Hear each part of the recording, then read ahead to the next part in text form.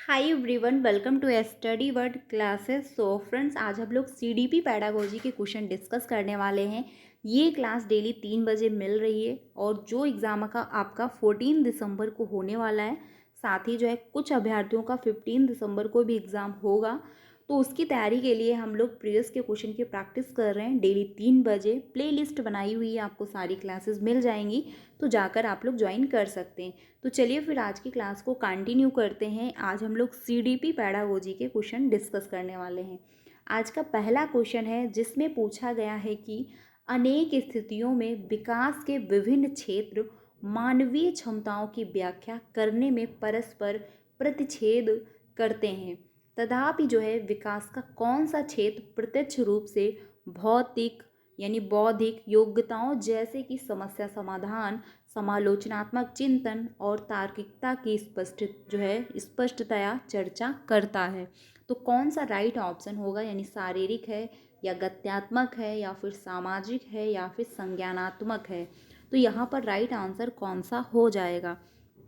यहाँ पर जो राइट आंसर होगा, बात यहाँ पर हुई है प्रॉब्लम सॉल्विंग की, समालोचनात्मक चिंतन की, यानी क्रिटिकल थिंकिंग की। तो क्रिटिकल थिंकिंग यानी तर्क वितर्क करने की जो क्षमता है वो आपकी कहाँ पर होती है, दिमाग में। क्योंकि हम प्रॉब्लम कहाँ से सॉल्व करते हैं, दिमाग से। जब अपना दिमाग का प्रयोग कर रहे होते हैं, तर्क वितर्क करते हैं, प्रॉब्लम को समझ रहे होते हैं, कैसी प्रॉब्लम है, कैसे इससे हमको निकलना है, ये सारा प्रोसेस हमारे माइंड में चल रहा होता है। तो नॉर्मल सी बात है, यानी कॉग्निटिव हो जाएगा, यानी संज्ञानात्मक होगा। यहाँ पर जो राइट आंसर हो जाएगा वो फोर्थ ऑप्शन होगा। यहाँ पर बॉडी से रिलेटेड कोई बात नहीं हो रही कि आप जो है योगा कर रहे हो या फिर जो है आप रनिंग कर रहे हो, डांसिंग कर रहे हो। तो ये यहाँ पर शारीरिक नहीं होगा, गत्यात्मक नहीं होगा, सामाजिक, यहाँ पर समाज की भी कोई भी बात नहीं की गई है। यहाँ पर बात हुई है प्रॉब्लम सॉल्विंग की, क्रिटिकल थिंकिंग की। तो ये सारा प्रोसेस हमारा संज्ञान में होता है, यानी दिमाग में हो रहा होता है। तो राइट आंसर जो हो जाएगा वो फोर्थ ऑप्शन होगा क्वेश्चन नंबर फर्स्ट का। नेक्स्ट पे चलते हैं। नेक्स्ट है क्वेश्चन सेकंड। इसमें पूछा गया है कि विकास डैश डैश से डैश की ओर बढ़ता है, यानी जो डेवलपमेंट होता है वो जो है कैसे डेवलपमेंट बढ़ रहा होता है। तो सिर से पैर की तरफ होता है, या फिर जो है जटिल से सरल की तरफ होगा, या फिर बाह्य से केंद्र की ओर होगा, या फिर विशिष्ट से सामान्य की ओर होगा। तो जो डेवलपमेंट होता है ये सामान्य से विशिष्ट की तरफ चलता है, यानी पहले आप नॉर्मल सी चीज़ें सीखते हो, फिर जो है विशिष्ट यानी जो इम्पोर्टेंट है, मतलब जो कठिन है उसकी तरफ आप बढ़ रहे होते हो। तो ये कहना गलत होगा। बाह्य से केंद्र की तरफ नहीं होता डेवलपमेंट, बल्कि केंद्र से बाहर की तरफ हो रहा होता है, यानी केंद्र से बाह्य की ओर। तो ये भी आपका गलत हो जाएगा। जटिल से सरल की ओर नहीं होता है, इनफैक्ट सरल से जटिल की तरफ होता है। क्योंकि छोटा बच्चा है, सबसे पहले उसको हम सरल चीज़ें सिखाते हैं जो उसके इन्वायरमेंट से कनेक्ट करती हूँ, जो उसके कल्चर से कनेक्ट करती हूँ। तो सरल से हम विशिष्ट की तरफ, या जो है सरल से कठिन की तरफ हम ले जाते हैं। डेवलपमेंट जो होता है वो सिर से पैर की तरफ, यानी हेड टू टो जाता है। ये हो जाता है आपका सेफेलोकॉडल प्रिंसिपल के अकॉर्डिंग। क्योंकि सेफेलोकॉडल जो प्रिंसिपल है उसमें बात कही गई है कि सबसे पहले बच्चा जो होता है वो अपना सिर संभालना सीखता है, फिर उसके कंधे पर जोर आ रहा होता है, फिर उसके कमर पर जोर आता है, फिर बच्चा बैठना सीखता है, फिर बच्चा खड़ा होना सीख रहा होता है, फिर बच्चा चलना सीखता है, यानी हेड टू टो जाता है बच्चे का डेवलपमेंट। यहाँ पर राइट आंसर जो होगा वो फर्स्ट ऑप्शन से हो जाएगा, क्योंकि सेफेलोकॉडल प्रिंसिपल से ये क्वेश्चन पूछा गया है और ये डायरेक्ट ना होकर के इनडायरेक्ट वहीं से क्वेश्चन लिया गया है। तो यहाँ पर जो राइट आंसर हो जाएगा वो फर्स्ट ऑप्शन बिल्कुल करेक्ट होगा।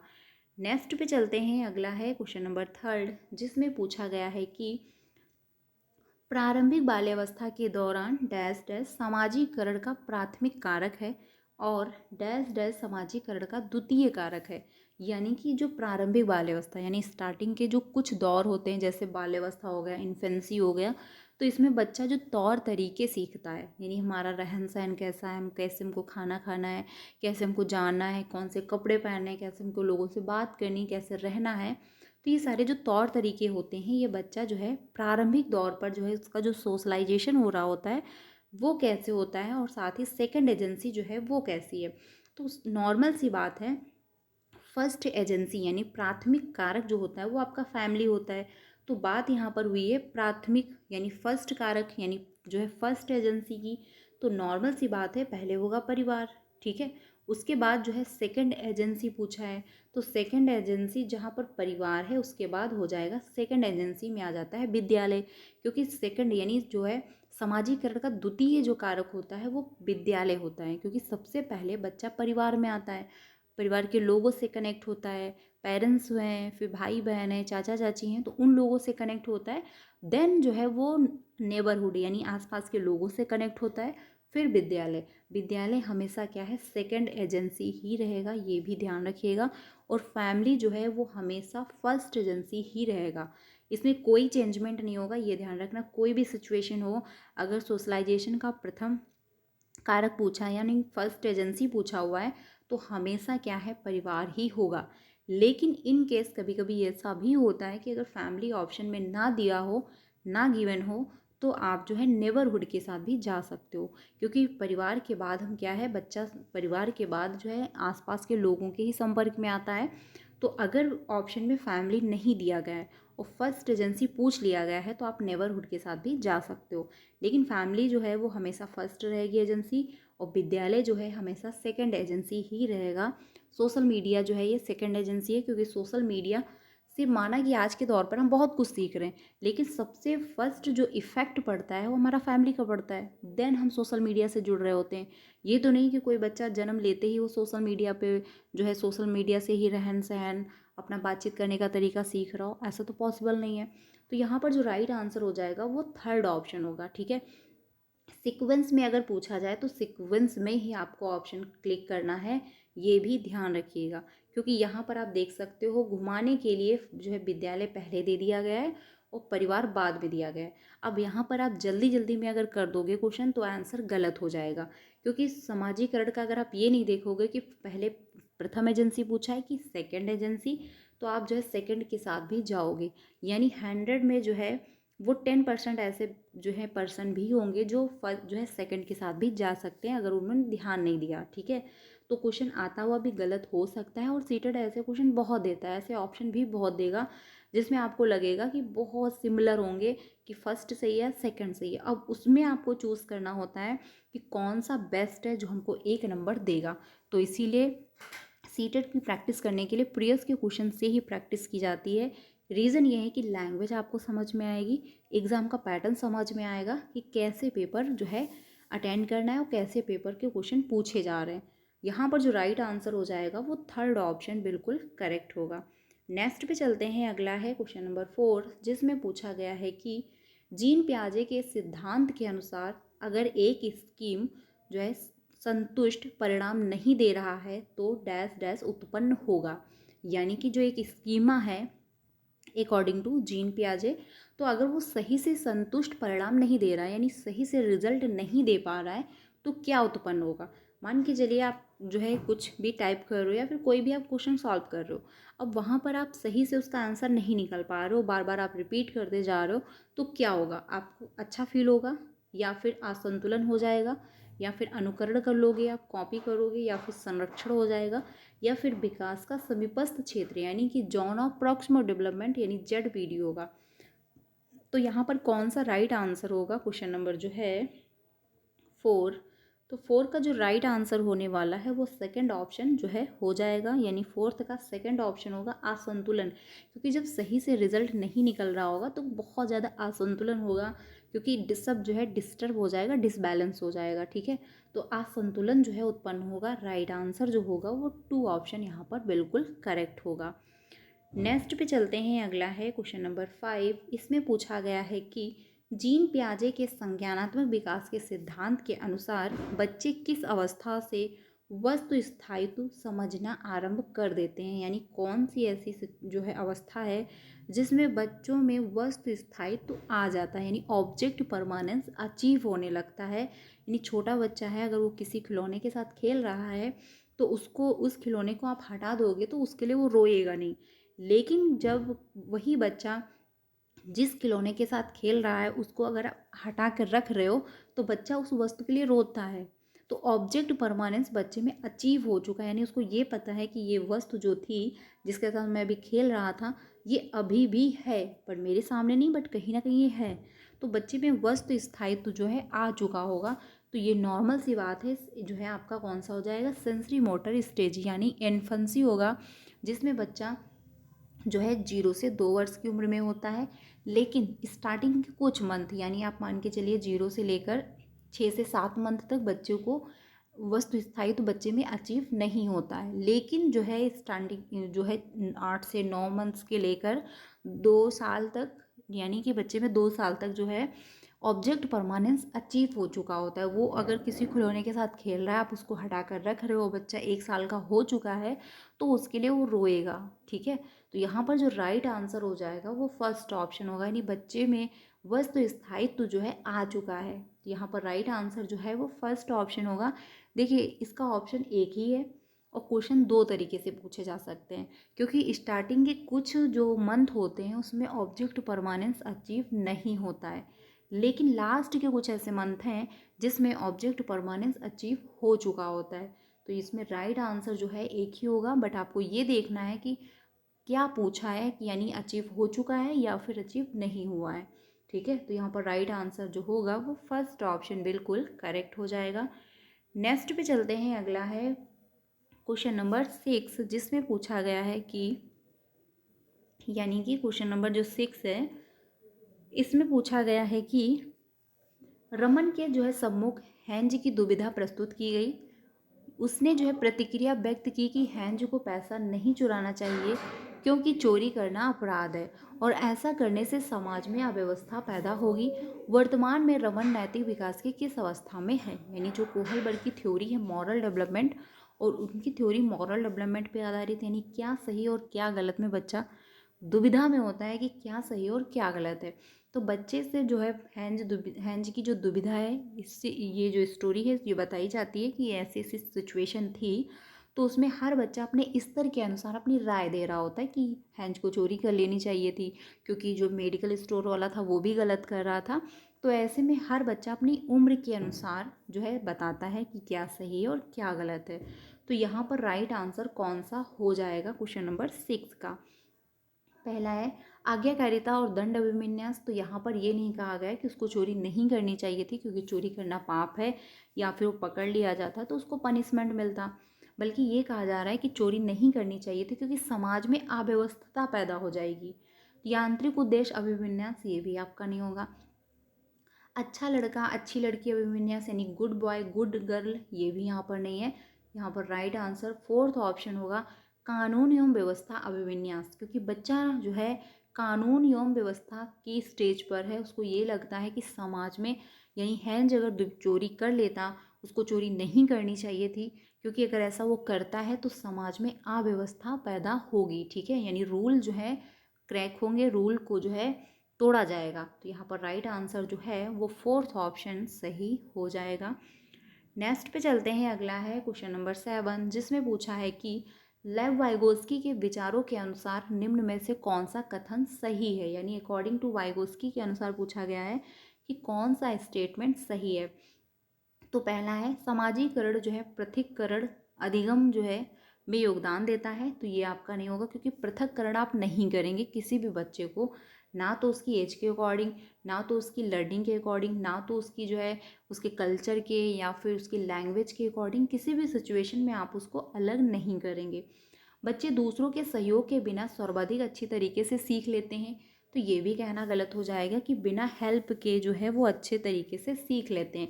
इनफैक्ट एक दूसरे की मदद करके बच्चा बेहतर सीख रहा होता है, तो ये भी गलत हो जाएगा। संकेत और मदद अधिगम के जो है गति में अवरोध पैदा करते हैं, तो हाफ सॉल्व क्वेश्चन दे देना, टेम्परेरी हेल्प दे देना, ये अवरोध पैदा नहीं करते, यानी रुकावट पैदा नहीं करते हैं, इनफैक्ट मदद करते हैं। ठीक है, जहाँ पर भी बच्चे को दिक्कत हुई वहाँ पर अगर हेल्प कर दी गई तो बच्चा जो है जहाँ पर भी दिक्कत महसूस कर रहा था तो उसको हेल्प मिल जाएगी तो वो सीख लेगा और आगे बढ़ जाएगा। यहाँ पर जो राइट आंसर हो जाएगा वो फोर्थ ऑप्शन होगा, यानी सांस्कृतिक उपकरण अधिगम की प्रक्रिया में योगदान देते हैं। ठीक है, यहाँ पर जो राइट आंसर होगा वो फोर्थ ऑप्शन होगा, क्योंकि सांस्कृतिक उपकरण यानी जो हमारे तौर तरीके हैं, जो हमारा कल्चर है, क्योंकि हम अपने कल्चर से भी बहुत कुछ सीख रहे होते हैं। ठीक है, तो ये हमारे लर्निंग में जो है योगदान दे रहे होते हैं। यहाँ पर राइट आंसर जो होगा वो फोर्थ ऑप्शन बिल्कुल करेक्ट हो जाएगा। नेक्स्ट पे चलते हैं। अगला है क्वेश्चन नंबर 8, जिसमें पूछा गया है कि लेव वाइगोस्की के अनुसार शिक्षण अधिगम की जो है निम्न में से कौन सी विधि अधिगम को समुन्नत करती है। यानी लेव वाइगोस्की के अनुसार पूछा गया है कि शिक्षण अधिगम की कौन सी ऐसी विधि है जो अधिगम को अप्रिशिएट करती है।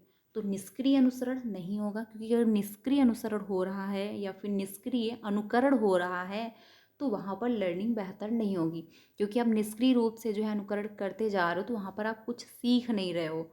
सहभागी अधिगम होगा या फिर व्याख्यात्मक शिक्षण। तो व्याख्यात्मक शिक्षण भी सही नहीं माना जाता है, क्योंकि बच्चे छोटे होते हैं, ये ऊंची क्लासों में सही है। ग्रेजुएशन हो गया, 12th ग्रेजुएशन हो गया, बाकी आपका जो है कोई भी कोर्स अगर आप कर रहे हो पार्टिकुलर, तो उसमें जो है लेक्चर सही रहता है, क्योंकि बच्चे बड़े हो चुके हैं, वो चीज़ों को समझ ले रहे हैं। लेकिन छोटे बच्चों में नहीं रहता है, क्योंकि टीचर यहाँ पर एक्टिव होता है, बच्चा एक्टिव नहीं रहता है। उद्दीपन प्रतिक्रिया अनुकूलन ये नहीं होगा, यहाँ पर राइट आंसर होगा सहभागी अधिगम, क्योंकि वाइगोस्की ने जो है ग्रुप लर्निंग को अप्रिशिएट किया हुआ है। उनका ये कहना है कि बच्चा जो है ग्रुप में सीखेगा, बच्चा एक दूसरे की हेल्प करके सीखेगा तो बेहतर सीखेगा, और साथ ही जो है एक दूसरे की मदद करके एक्टिविटी के माध्यम से सीखेगा तो उसकी जो लर्निंग है वो बेहतर होगी, इनफैक्ट लॉन्ग टाइम भी चलेगी। तो यहाँ पर जो राइट आंसर है वो सेकेंड ऑप्शन आपका करेक्ट होगा। वाइगोस्की की जो थ्योरी है वो समाज पर ही आधारित है, ठीक है, ये भी ध्यान रखिएगा। नेक्स्ट है बाल केंद्रित शिक्षा अधिगम जो है अनुशंसा करती है, यानी चाइल्ड सेंटर्ड एजुकेशन जो है वो किसकी अनुशंसा करती है। तो पहला है मानकीकृत पाठ्यचर्या, बिल्कुल भी नहीं, क्योंकि सभी के लिए आप एक जैसा रूल फॉलो नहीं करेंगे। जब क्लासरूम में जो है 30 बच्चे हैं और सभी की जो सीखने की क्षमता है वो अलग अलग है, तो सभी के लिए आप एक जैसा रूल फॉलो नहीं कर सकते। नेक्स्ट है पुरस्कार और दंड। तो पुरस्कार और दंड भी आपको नहीं देना है, क्योंकि आप बच्चे को पनिशमेंट नहीं दोगे। वैयक्तिक विभिन्नताओं पर ध्यान देना, या फिर योग्यता के सत्तावादी मत का जो है विकास करना। तो क्वेश्चन नंबर जो 9 है इसका राइट आंसर होगा थर्ड, क्योंकि वैयक्तिक विभिन्नताओं पर आप ध्यान दोगे, ये हो जाता है चाइल्ड सेंटर एजुकेशन, क्योंकि इसमें क्या होता है बच्चा सेंटर में रहता है, बच्चे को ध्यान में रखते हुए सारी एक्टिविटी प्लान की जाती है। कहीं पर भी अगर समस्या हो रही है, लर्निंग बेहतर नहीं हो रही है, तो आप अपने सिस्टम में चेंज लाएंगे, ना कि बच्चे में। बच्चे को देखने में प्रॉब्लम है तो आप उससे ये नहीं कहोगे कि जाके चश्मा लगवा के आओ या फिर अपनी आँखों का इलाज करवा के आओ तब जाके लर्निंग करवा के, ऐसा नहीं कहोगे। आप बच्चे को आगे बैठा लोगे, उसको हेल्प करोगे, जैसे भी उसको समझ में आता है वैसे उसकी लर्निंग करने में आप मदद करोगे। तो यानी कि चाइल्ड सेंटर एजुकेशन में क्या होता है, बच्चा सेंटर में होता है और बच्चे को ध्यान में रखते हुए सारी एक्टिविटी जो है प्लान की जा रही होती है। कोई भी अगर लर्निंग में सिचुएशन में प्रॉब्लम है तो आप जो क्लासरूम है या फिर जो एक्टिविटी है या फिर जो सिस्टम है, आप सिस्टम में चेंज लाओगे, ना कि बच्चे में, ठीक है। तो यहाँ पर राइट आंसर जो है वो थर्ड ऑप्शन बिल्कुल करेक्ट होगा। अगले क्वेश्चन पे चलते हैं। नेक्स्ट है हार्वर्ड गार्डनर के बुद्धि के सिद्धांत के अनुसार बुद्धि, यानी हार्वर्ड गार्डनर की जो थ्योरी है वो मल्टीपल इंटेलिजेंट पर आधारित है, ठीक है, यानी बहुबुद्धि का इन्होंने सिद्धांत दिया हुआ है, और सीटेड में 8 प्रकार की बुद्धि गिवन है, हमको 8 प्रकार की ही बुद्धि पढ़नी है। तो इसमें कौन सा राइट आंसर हो जाएगा, क्वेश्चन नंबर 10 का पहला है कि सभी बच्चों में एक समान स्तर बुद्धि होती है, ऐसा नहीं है, क्योंकि हार्वर्ड गार्डनर का मानना ये है कि हर एक व्यक्ति में अलग अलग प्रकार की बुद्धि पाई जाती है, ठीक है। यानी किसी को म्यूजिक में इंटरेस्ट होगा, किसी को डांसिंग में इंटरेस्ट होगा, किसी को नेता बनना होगा, तो हर व्यक्ति में क्या है अलग अलग प्रकार की बुद्धि पाई जा रही होती है। अगला है एक जो है यानी बुद्धि एक सामान्य योग्यता है जिसका कोई जैविकीय आधार नहीं है, तो ये भी नहीं कह सकते कि एक सामान्य योग्यता है जिसका कोई जैविकीय आधार नहीं, क्योंकि कभी कभी हेरिडिटी के माध्यम से भी हमको कुछ ना कुछ मिल रहा होता है। जन्म से ही जो है स्थिर है और इस पर परिवेशीय कारकों का कोई भी प्रभाव नहीं पड़ता, यानी कि जन्म से ही निर्धारित हो जाता है कि आप इंटेलिजेंट बनोगे या फिर आप ऐसे ही रह जाओगे, और उसमें कोई भी चेंजमेंट नहीं होता है, तो ये कहना गलत होगा। आप जब 5 साल के थे तो आपकी बुद्धि की स्तर कैसा था, आप जब 10 साल के हुए तो उसमें चेंजमेंट हुआ, आप 20 साल के हुए उसमें चेंजमेंट हुआ, आप 25 साल के हुए उसमें एक समझने का स्तर बेहतर हुआ, यानी समय के साथ बुद्धि में भी परिवर्तन होता रहता है, क्योंकि जैसे जैसे हम बड़े होते जाते हैं हमारी एक समझदारी बेहतर होती जाती है, एक मेचुरेशन जो है, एक अंडरस्टैंडिंग क्या है बिल्ड होती जाती है, एक समझने की जो क्षमता है वो बेहतर होती जाती है। तो बुद्धि में परिवर्तन होता रहता है, बुद्धि में ये नहीं कह सकते कि ये स्थिर है, इसमें कोई चेंजमेंट नहीं हो सकता है। यहाँ पर जो राइट आंसर है वो फोर्थ ऑप्शन है कि कई प्रकार की होती है और व्यक्तियों के पास विभिन्न प्रकार की बुद्धि के भिन्न भिन्न जो भिन्न स्तर होते हैं। ये भी बात बिल्कुल सही है, क्योंकि बुद्धि कोई पार्टिकुलर एक ही प्रकार की नहीं होती है, बुद्धि कई भी प्रकार की पाई जाती है। किसी को म्यूजिक में इंटरेस्ट होगा, किसी को डांसिंग में होगा, किसी को पढ़ना पसंद होगा, किसी को पढ़ना नहीं पसंद होगा, किसी को घूमने में इंटरेस्ट आ रहा होगा। तो सभी का जो है बुद्धि लेवल, और आपका अगर बात की जाए इंटरेस्ट की, तो वो सबकी अलग अलग होती है, क्योंकि क्लास में अगर 30 बच्चे हैं तो भी उनका जो इंटरेस्ट है वो अलग अलग होता है।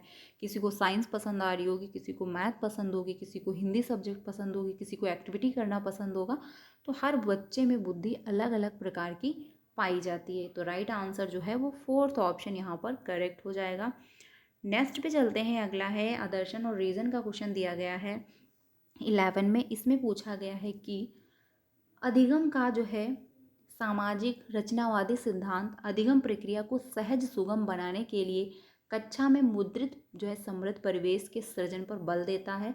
बिल्कुल सही बात है, क्योंकि क्लासरूम को आप क्रिएटिव बनाना चाहते हो, ठीक है, रचनात्मक बनाना चाहते हो, तो समृद्ध परिवेश जो है ये हेल्प करता है। रीज़न ये है कि बच्चा जो है क्लासरूम को ऐसे डिज़ाइन किया जाता है कि बच्चा जिधर भी देख रहा है वो कुछ ना कुछ पढ़ रहा है। यानी एक दीवार पे छोटा बड़ा लिख देंगे, एक दीवार पे ABCD लिखा हुआ है, एक दीवार पे काउंटिंग लिखी हुई है। तो ऐसे सिचुएशन में बच्चा अपने आसपास ऐसे इन्वायरमेंट में रह रहा होता है कि जिस तरह भी वो देखेगा कुछ ना कुछ वो पढ़ रहा होगा, ठीक है। तो ये तो हेल्प करेगा, बिल्कुल करेक्ट है, तो ये ऑप्शन तो सही है। अब तर्क जो दिया गया है कि भाषा विकास में विद्यालय के परिवेश की कोई भूमिका नहीं है और भाषा विकास पूरी तरह से जैविकी परिपक्वता पर आधारित है, तो ये कहना गलत होगा, क्योंकि हम अपनी हेरिडिटी से कुछ लेकर सीखते हैं। ये नहीं कह सकते कि सब कुछ हेरिडिटी ही डिसाइड करती है। इन्वायरमेंट भी जो है 50% अपना रोल प्ले करता है, तभी जाके व्यक्ति का 100% डेवलपमेंट हो पाता है। तो जो तर्क दिया गया वो बिल्कुल भी गलत है, यानी ए सही है लेकिन आर जो है गलत हो जाएगा, क्योंकि डेवलपमेंट जो है हेरिडिटी इनटू इन्वायरमेंट दोनों का रोल होता है, तभी जाके डेवलपमेंट हो पाता है। तो आर गलत है। यहाँ पर राइट आंसर कौन सा होगा? थर्ड ऑप्शन, क्योंकि ए सही है बट आर जो है वो गलत हो जाएगा। Right answer third option correct होगा।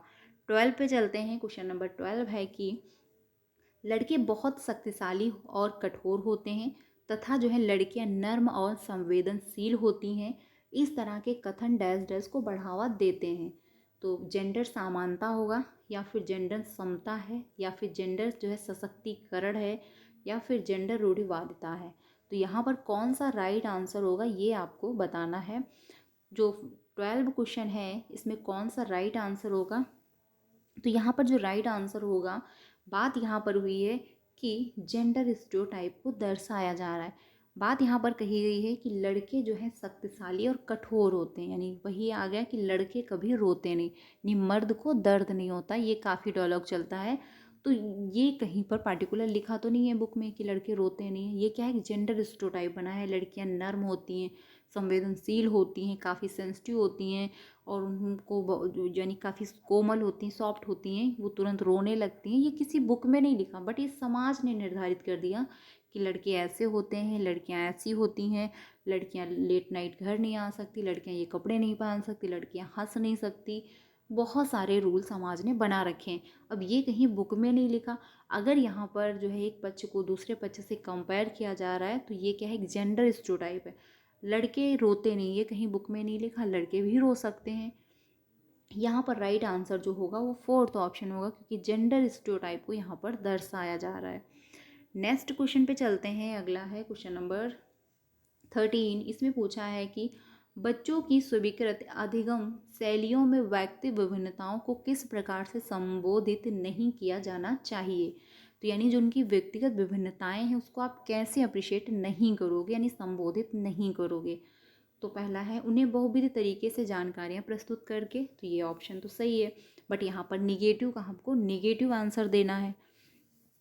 अगला है उन्हें बहुविध तरीकों से जानकारियों पर काम करने के अवसर देना, ये भी नहीं होगा। उन्हें बहुविध तरीके से काम करने में शामिल होने के लिए अवसर देना, ये भी बात अच्छी है, बट हमको निगेटिव का निगेटिव आंसर चाहिए। तो नामनीकरण पृथक्करण आप बच्चे को नहीं करेंगे। बच्चे में विभिन्न यानी क्लासरूम में विभिन्नता पाई जाएगी, क्योंकि जो है बच्चे जब 30 हैं तो 30 प्रकार के बच्चे भी होंगे और हमको विभिन्न प्रकार के बच्चों को विभिन्न प्रकार के जो है विविध निर्देश देने हैं, उनको उसी हिसाब के अवसर देने हैं कि जिससे वो अपनी लर्निंग को बेहतर कर पाएँ। यहाँ पर राइट आंसर फोर्थ होगा, क्योंकि आप जो है किसी भी तरीके से बच्चों को जो है अलग थलग नहीं करोगे, उनको जो है लेबल नहीं करोगे, उनको जो है पृथक्करण नहीं करोगे। यहाँ पर right answer fourth option correct हो जाएगा। अगले क्वेश्चन पे चलते हैं। नेक्स्ट है, आकलन करने का मुख्य कारण क्या है, यानी जो असेसमेंट होता है क्लासरूम में आखिर इसका क्या रीज़न है, क्यों कराया जाता है। तो क्वेश्चन नंबर जो 14 है, पहला ऑप्शन है, विद्यार्थियों में परीक्षा के प्रति भय पैदा करना, इसके लिए असेसमेंट होता है। जी नहीं। अधिगम को अनुकूलतम बनाने के लिए विद्यार्थियों की जो है खूबियों और जो है चुनौतियों को पहचानना, बिल्कुल सही बात है, क्योंकि अधिगम के माध्यम यानी असेसमेंट के माध्यम से हम ये जो है देख पाते हैं कि बच्चे में क्या खूबी है जो कि बाहर निकल कर नहीं आ रही है, या फिर बच्चा किस में इंटरेस्ट ले रहा है, बच्चे का ग्रो कैसे हो सकता है, बच्चा किस फील्ड में बेहतर कर सकता है। यहाँ पर राइट आंसर 2 ऑप्शन हो जाएगा। अगला है, विद्यार्थियों के निष्पादन के अनुसार जो है उन्हें आगे की कक्षा के प्रोन्नत करने के लिए रोक देना, ये भी नहीं होगा। श्रेणी देना, ये भी नहीं है कि बच्चों को आप ग्रेड दे रहे हो, ए ग्रेड बी ग्रेड, ये आपका नहीं होगा। असेसमेंट इसलिए कराया जाता है कि कहाँ पर कमी हो रही है, कहाँ पर दिक्कत आ रही है, कौन सा बच्चा किस फील्ड में बेहतर कर रहा है, कहाँ पर बच्चे की हेल्प की ज़रूरत है। यहाँ पर right answer second option correct होगा। नेक्स्ट पे चलते हैं। अगला है क्वेश्चन नंबर 15, जिसमें पूछा गया है, आप अपने विद्यार्थियों में समालोचनात्मक चिंतन को समुन्नत करना चाहते हैं, ऐसा करने के लिए निम्न में से किन जो है कौशलों का संवर्धन करना चाहेंगे। तो यहाँ पर कौन सा राइट आंसर हो जाएगा क्वेश्चन नंबर 15 का। तो अभिसारी चिंतन आपका नहीं होगा, क्योंकि इसमें क्लोज थिंकिंग होती है, डाइवर्जन थिंकिंग डेवलप नहीं हो रही थी। ठीक है, ये नहीं होगा। स्वचिंतन हो सकता है, कंठस्थीकरण बिल्कुल भी नहीं होगा, क्योंकि रटवाना बिल्कुल भी नहीं है। निष्क्रिय अनुकरण बिल्कुल भी नहीं होगा, क्योंकि निष्क्रिय अनुकरण में बच्चा कुछ भी नहीं सीख रहा होता है। स्व आकलन आपका बेस्ट है। यहाँ पर right answer second option correct हो जाएगा। ठीक है, तो राइट आंसर जो है वो सेकंड ऑप्शन होगा। तो फ्रेंड्स, आज के लिए इतना ही रखते हैं, यानी 15 क्वेश्चन हम लोगों ने आज डिस्कस किए हुए हैं। कल की क्लास में हम लोग 16 से स्टार्ट करेंगे। आई होप आपको क्लास अच्छी लगी होगी। प्लीज़ अच्छी लगी हो तो लाइक कर दीजिएगा और अपने सारे फ्रेंड को शेयर करिएगा। बाकी डेली 3 बजे क्लास हो रही, तो आप लोग ज्वाइन कर सकते हो। पेपर 1 एंड पेपर 2 दोनों की तैयारी करवाई जा रही है। मिलते हैं नेक्स्ट वीडियो में। Thank you.